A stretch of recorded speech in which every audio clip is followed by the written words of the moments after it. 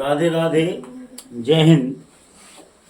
जैसे कि हमने अभिक्रिया की दर को पढ़ा, तो दर टोटल सांद्रता पर डिपेंड करती है उस समय पर। कि समय के साथ अब अभिकारक की सांद्रता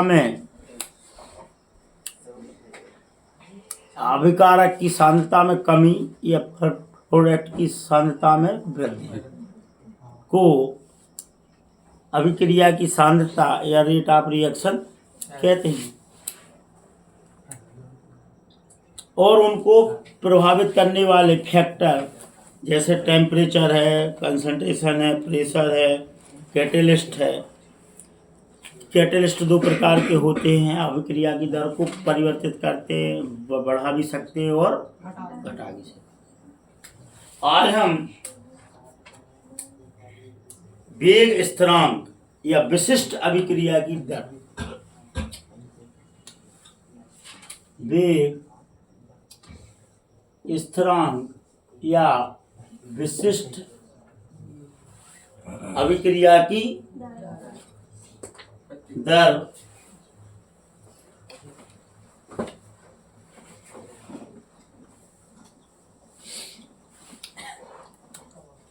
वेग नियम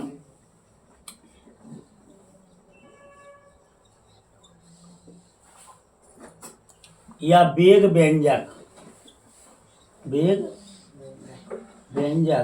वेलोसिटी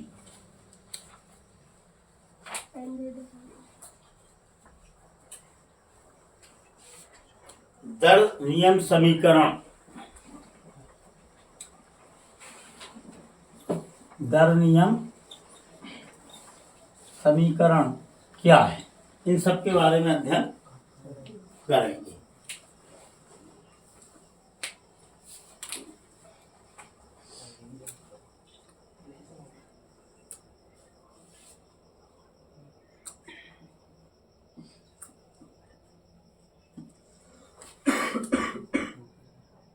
यहां पर थोड़ा सा हम विचार करें कि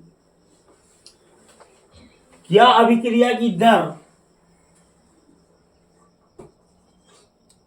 रिएक्टेंट की कंसंट्रेशन पर डिपेंड करती। मान लो कि हमने ए रिएक्टेंट से बी रिएक्टेंट बनाया, तो जरूरी नहीं है कि हमने 100 मॉलिक्यूल्स ए के लिए तो 100 के 100 बी बना दें।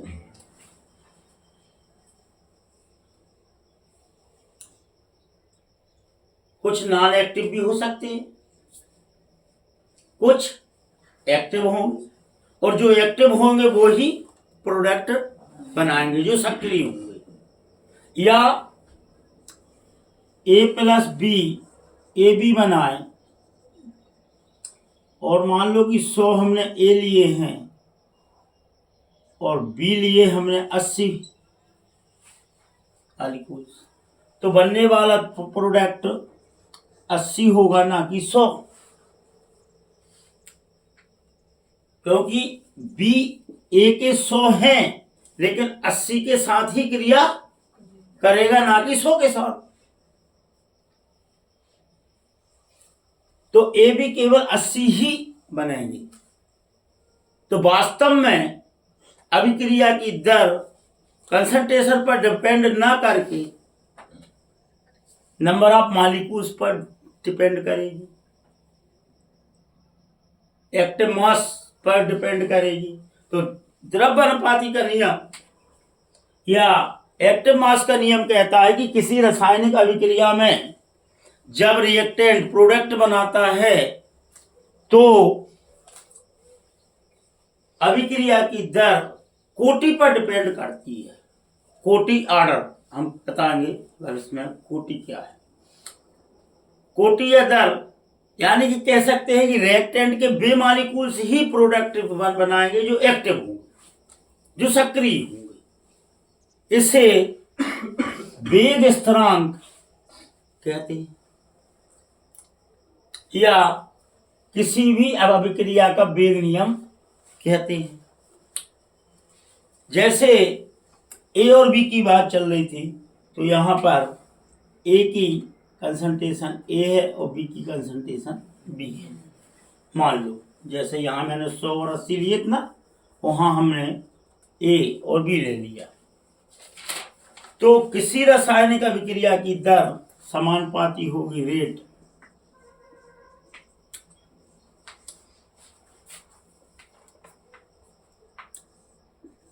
ए के एक्टिव मॉलिक्यूल्स इनटू बी के एक्टिव मॉलिक्यूल्स। तो हम कह सकते हैं R बराबर के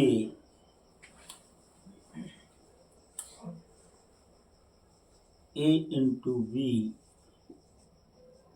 यहाँ के वेग स्थिरांक या रेट ऑफ कॉन्स्टेंट्स कहलाएगा या विशिष्ट अभिक्रिया की दर कहलाएगी।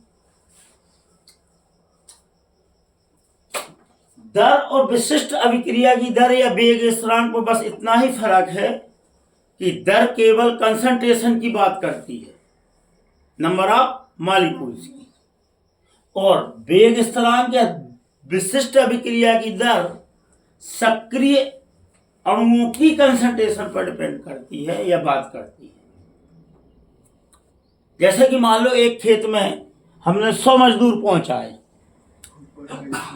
और कार्य अगर 80 मजदूर कर रहे हैं और 100 नहीं कर रहे, तो कार्य की दर या कार्य का परिणाम जो निकलेगा वो 80 के बराबर होगा, ना कि 100 के बराबर। युद्ध में हम 100 सैनिक पहुंचाए, लेकिन युद्ध में केवल तलवार चला रहे हैं 80 सैनिक, तो युद्ध का परिणाम केवल 80 सैनिकों के विरुद्ध होगा, ना कि 100 के। तो वैसे यहाँ पर हम रिएक्टेंट कितने भी रख दें, लेकिन जितने रिएक्टेंट एक्टिव होंगे उतने ही प्रोडक्ट होंगे में चेंज होगा। उसे कहेंगे दर स्थिरांक या विशिष्ट अभिक्रिया की दर। और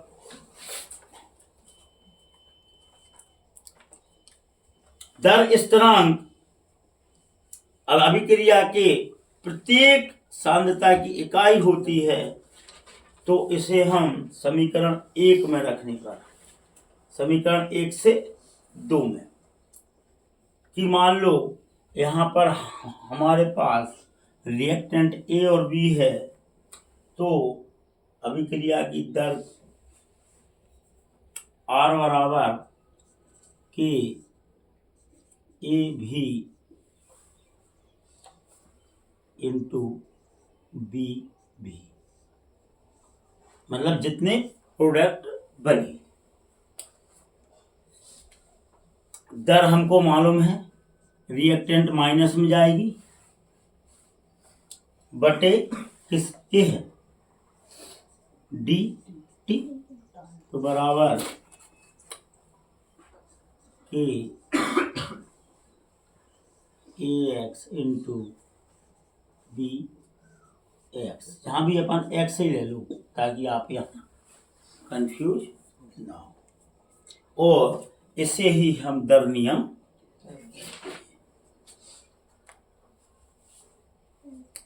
तो अब अभिक्रिया में अभिकारकों की कंसंट्रेशन में संबंध स्थापित करने वाला व्यंजक या समीकरण यह है वेग नियम या वेग व्यंजक या वेग समीकरण कहलाता है। और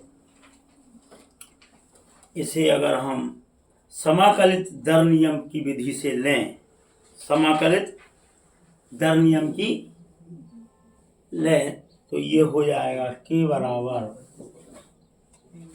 2 × 303, ये रहता है एक निश्चित मान बटे टी लॉग जो चेंज हुआ, तो चेंज क्या होगा ए माइनस एक्स, मतलब पहली वाली सांद्रता में से बाद वाली सांद्रता हम घटा देंगे, तो जो शेष बचेगी वो यहाँ बटे में ले लेंगे।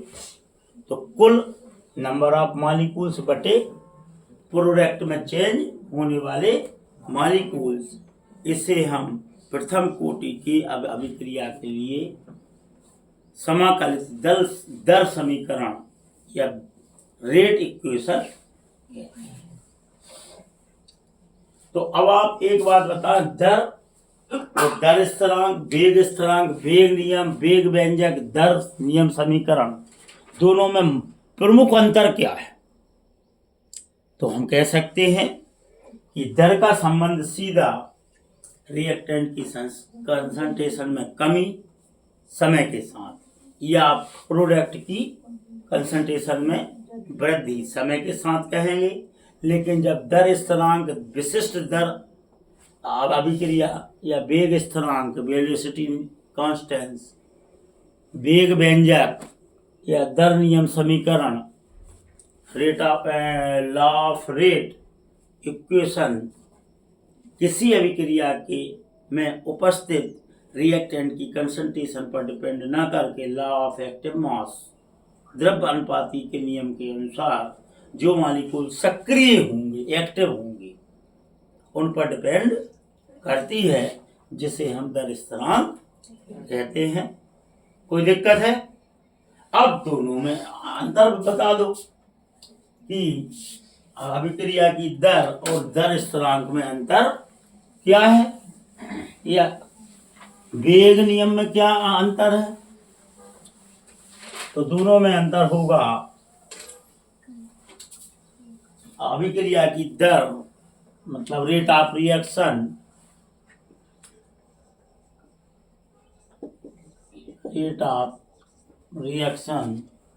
बटे रेट ऑफ कांस्टेंस।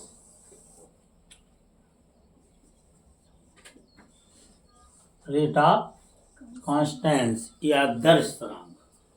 तो पहला अंतर तो ये होगा कि इकाई समय में, यूनिट टाइम में रिएक्टेंट की कंसंट्रेशन में परिवर्तन को या कमी को रेट ऑफ रिएक्शन कहते हैं। इसमें सीधा संबंध है dx बटे dt। जबकि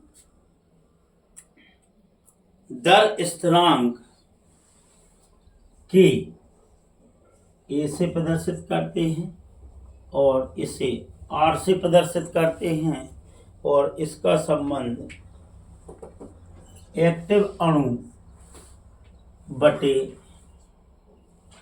dt से होगा। एक्टिव अणु dx बटे dt से होगा।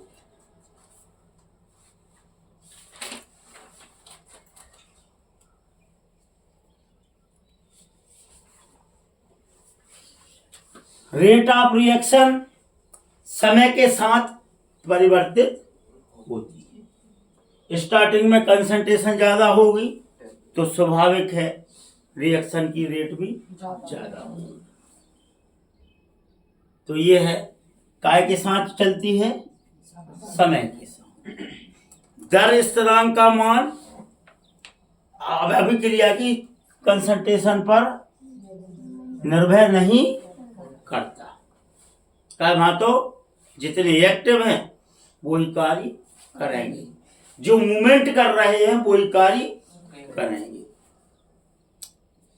इसका मान मोल लीटर इनवर्स 1 और समय इनवर्स 1 होगा। समय के साथ साथ इसकी कंसंट्रेशन भी परिवर्तित होगी। और दर स्थिरांक किस पर डिपेंड करता है? कोटि पर, ऑर्डर पर। हम बताएंगे अभी कि कोटि और ऑर्डर क्या होता है।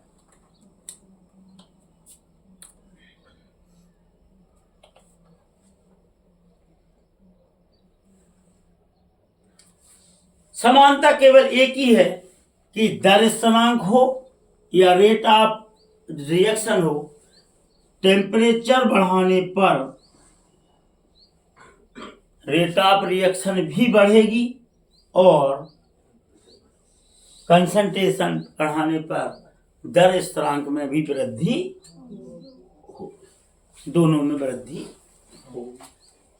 तो कुल मिला के हम ये समझे कि एक संपूर्ण अभिक्रिया एक टेस्ट ट्यूब में जितने मॉलिक्यूल्स ले रहे हैं उसकी बात चल रही है, और यहाँ केवल उन रिएक्टेंट की बात चल रही जो प्रोडक्ट में परिवर्तित हो रही है। दोनों में अंतर ये है, रिएक्शन एक ही है, अंतर केवल कितना है मेजरमेंट का, कि यहाँ कंसंट्रेशन मुख्य धारा है और यहाँ पर नंबर ऑफ मॉलिक्यूल्स, वो भी कौन से सक्रिय या लॉ ऑफ एक्टिव मास का नियम पालन करते हैं। अब हम बहुत देर से आर्डर कोटि कोटि की बात कर रहे थे, तो कोटि है क्या वास्तव में? तो किसी रिएक्शन की कोटि या ऑर्डर ऑफ रिएक्शन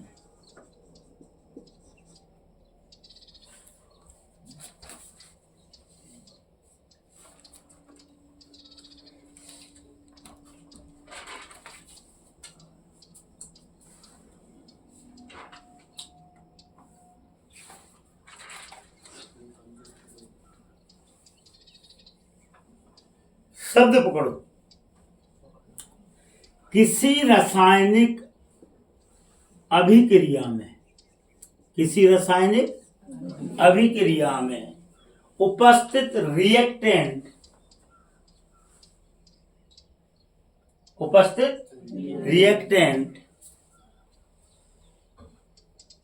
की कंसंट्रेशन पर रासायनिक अभिक्रिया की दर डिपेंड न करके नंबर ऑफ मॉलिक्यूल्स पर डिपेंड करे। कौन के? रिएक्टेंट के, और वो भी कौन से? सक्रिय मॉलिक्यूल्स पर डिपेंड करे, तो उसे अब ऑर्डर ऑफ रिएक्शन या अभिक्रिया की कोटि कहते हैं। सक्रिय अणुओं पर डिपेंड करे, जैसे रासायनिक अभिक्रिया में उपस्थित होने वाले अणु में सक्रिय अणु ए का ए, बी का बी और सी का सी एक्टिव है, तो बनने वाला क्या बनेगा? प्रोडक्ट बनेगा। तो R बराबर रेट ऑफ रिएक्शन dx बटे dt, तो बराबर किसके होगा? कि ए के गुणनफल ए बी सी, ये सब चलेंगी गुणनफल में, और घातें हमेशा जुड़ती है। जब भी कोई भी हम समाकलित और इसका मान जब निकालेंगे तो a into b, b into c plus a plus small b small c, तो हम कह सकते हैं कि अगर एक्टिव अणु n बराबर पी क्यू आर, तो इसे अभिक्रिया की कोटि कहेंगे। अब अभिक्रिया की कोटि कितने प्रकार की? अच्छा, जहां एक चीज और करनी, दूसरा आणविकता। अभिक्रिया की आणविकता, मॉलिक्यूलरिटी ऑफ रिएक्शन, दो चीजें एक साथ लेके चल रहे हैं। तो किसी रासायनिक अभिक्रिया की दर या दर स्थिरांक सक्रिय अणुओं की कंसंट्रेशन पर डिपेंड करती है। सक्रिय अणुओं की कंसंट्रेशन पर डिपेंड करती है, कौन के? रिएक्टेंट की। तो उसको हम क्या कहेंगे? अभिक्रिया की कोटि। और जब किसी रासायनिक अभिक्रिया में रेट ऑफ रिएक्शन अभिक्रिया की दर कंसंट्रेशन पर डिपेंड ना करके रिएक्टेंट के अणुओं की संख्या पर डिपेंड करे। काय पे? अणुओं की संख्या पर डिपेंड करे, मॉलिक्यूल्स पर डिपेंड करे, तो उसे अभिक्रिया की आणविकता या मॉलिक्यूलरिटी ऑफ रिएक्शन कहेंगे। दोनों में अंतर समझ में? अब यहां पर तीन चीजें हैं, रेट ऑफ रिएक्शन, दर स्थिरांक, एक तो अभिक्रिया की दर स्थिरांक और अभिक्रिया की आणविकता।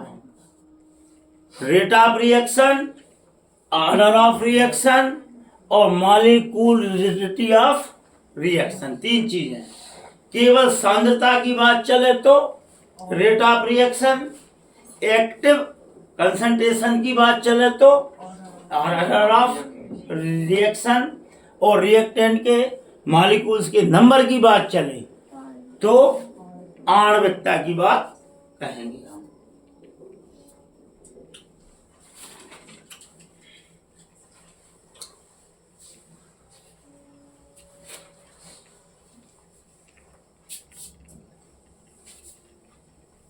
अब कोटि कितने प्रकार की होती हैं, दोनों में अंतर समझें।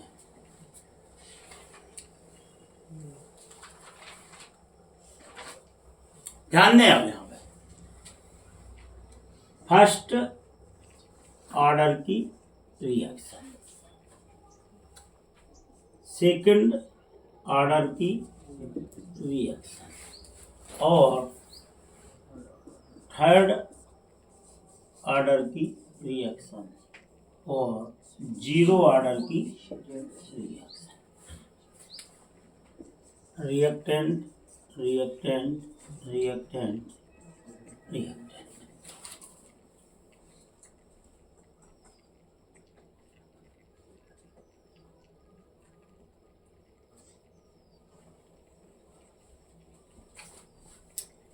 किसी रासायनिक अभिक्रिया का दर स्थिरांक रेट कांस्टेंस एक रिएक्टेंट की कंसंट्रेशन पर डिपेंड करे तो उसे प्रथम ऑर्डर की अभिक्रिया कहती है।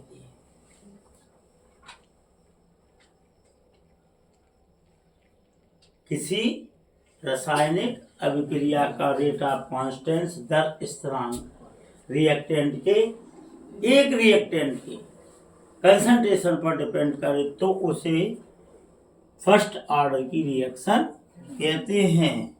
जैसे कार्बन 6 लिए न्यूक्लियर अभिक्रिया में और 14 इसका क्या हो गया, मॉस द्रव्यमान, मॉलिक्यूलर द्रव्यमान। तो यहाँ पर हमें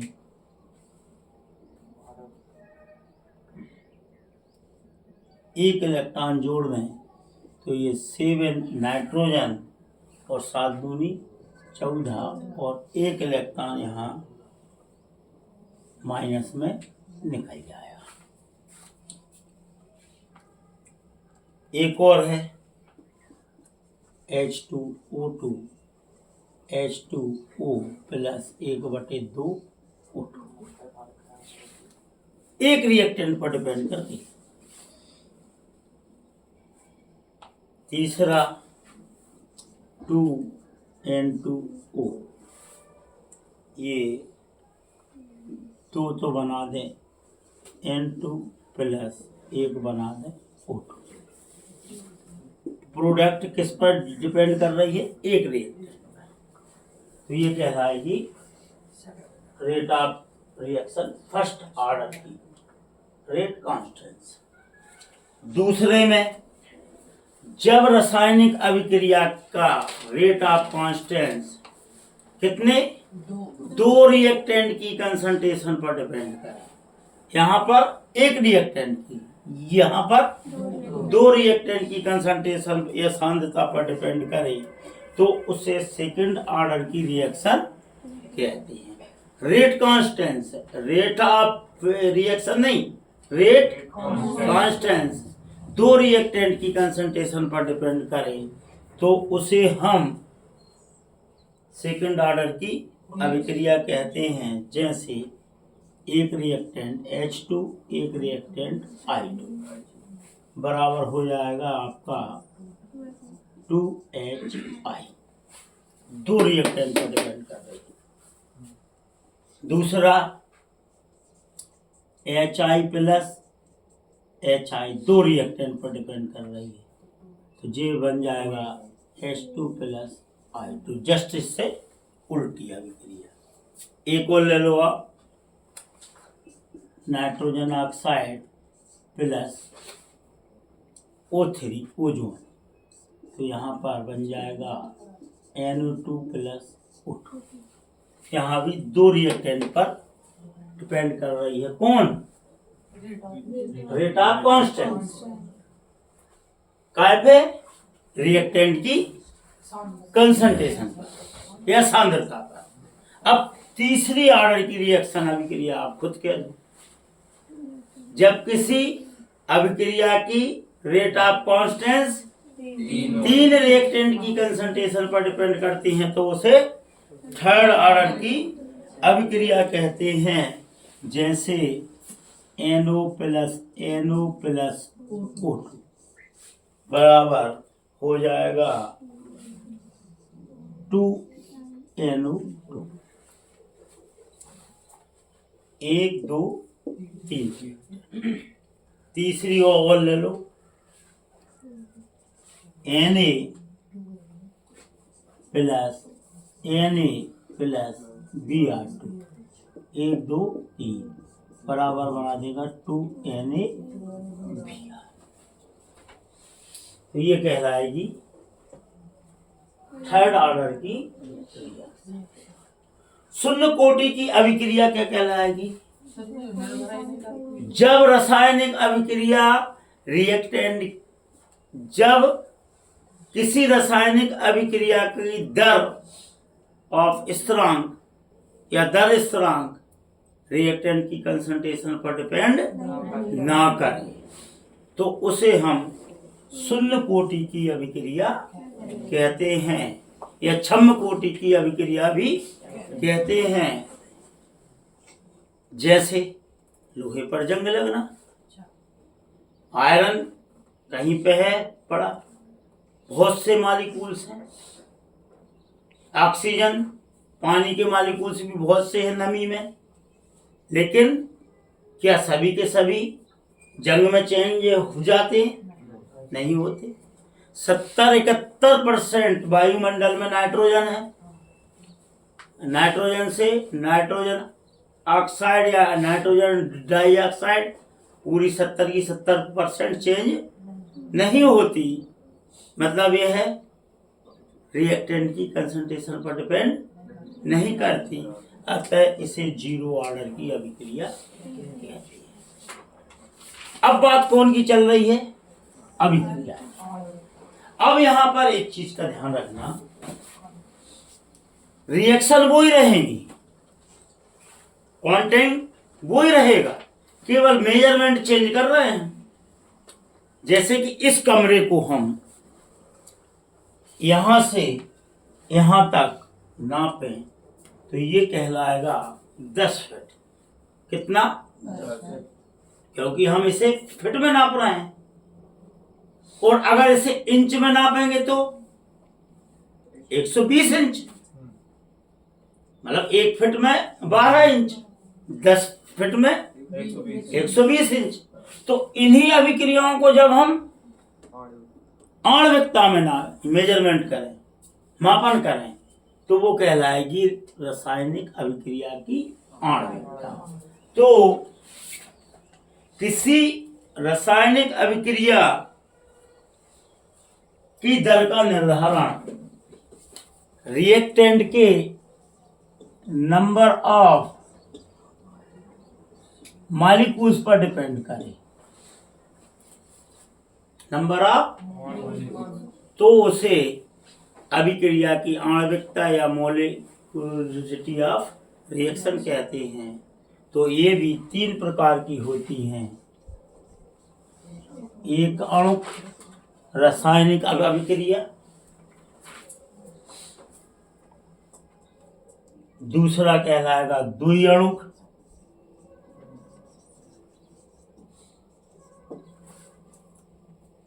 यूनिमालिकुलर रिएक्शन, बाईमालिकुलर रिएक्शन, और तीसरी होगी त्रिअणुक ट्राईमालिकुलर रिएक्शन, त्रिअणुक अभिक्रिया अभिक्रिया अभिक्रिया। ध्यान दें, यूनिमालिकुलर, बाईमालिकुलर, ट्राईमालिकुलर। दर कॉन्स्टेंस या रेट ऑफ रिएक्शन, दर कॉन्स्टेंस, दर स्थिरांक या रेट ऑफ रिएक्शन। सीधी सीधी लिखो, जब किसी अभिक्रिया की दर या दर स्थिरांक रिएक्टेंट की कंसंट्रेशन की बात नहीं कर रहे हैं, अब क्या की बात कर रहे हैं, नंबर ऑफ मॉलिक्यूल्स। एक रिएक्टेंट की अणुओं की संख्या पर डिपेंड करे, नंबर ऑफ मॉलिक्यूल्स पर डिपेंड करे, तो उसे एक अणुक मॉलिक्यूलर ऑफ रिएक्शन कहते हैं। एग्जाम्पल जे के लिए केवल मेजरमेंट में अंतर कर दिया। यहाँ बात हम क्या कर रहे थे, वन रिएक्टेंट की कंसंट्रेशन, और यहाँ क्या बात करेंगे, वन रिएक्टेंट की नंबर ऑफ मॉलिक्यूल्स की बात करेंगे। बात समझ में आई क्या नहीं? एग्जाम्पल जे के जे दे देना। दूसरी बताओ जल्दी, रेट ऑफ कॉन्स्ट, जब किसी रासायनिक अभिक्रिया की दर या दर स्थिरांक रिएक्टेंट के दो अणुओं पर डिपेंड करे, तो उसे द्विअणुक अभिक्रिया कहते हैं। एग्जाम्पल यही रहेंगे, केवल मेजरमेंट में अंतर कर रहा है। यहाँ हम कंसंट्रेशन की बात करेंगे, यहाँ हम नंबर ऑफ मॉलिक्यूल्स, यहाँ प्रथम कोटि के में एक रिएक्टेंट की बात करेंगे, एक अणु में भी एक रिएक्टेंट की बात करेंगे। यहाँ हम दो रिएक्टेंट की कंसंट्रेशन की बात करेंगे, तो यहाँ पर हम दो रिएक्टेंट के नंबर ऑफ मॉलिक्यूल्स की बात करेंगे। और त्रिअणुक में तीन की बात करेंगे कि जब किसी अभिक्रिया की दर स्थिरांक तीन रिएक्टेंट के नंबर ऑफ मॉलिक्यूल्स पर डिपेंड करे, अणुओं की संख्या पर डिपेंड करे, तो उसे त्रिमॉलिक्यूलर या त्रिअणुक आणविकता कहते हैं। और इस प्रकार हम दोनों में अंतर भी बता सकते हैं, और अलग अलग पूछे तो अलग अलग भी लिख सकते हैं, और दोनों में अंतर बता दो। यह कंसंट्रेशन पर डिपेंड करती है, यह नंबर ऑफ मॉलिक्यूल्स पर डिपेंड करती है। यह चार प्रकार की होती है, एक फर्स्ट ऑर्डर की, सेकंड ऑर्डर की, थर्ड ऑर्डर की। यह तीन प्रकार की होती है, एक अणुक, दो अणुक, तीन अणुक। शून्य अणुक कभी नहीं होती, जबकि ये शून्य अणु की होती है। यह पूर्णांक में होती है, जकाय में होते पूर्णांक में, और यह है भिन्नात्मक और ऋणात्मक होती है, काय के माइनस में जाती है। और कोटि और आणविकता में अंतर के बाद आज इतना ही काफी है। राधे राधे, जय हिंद, जय भारत।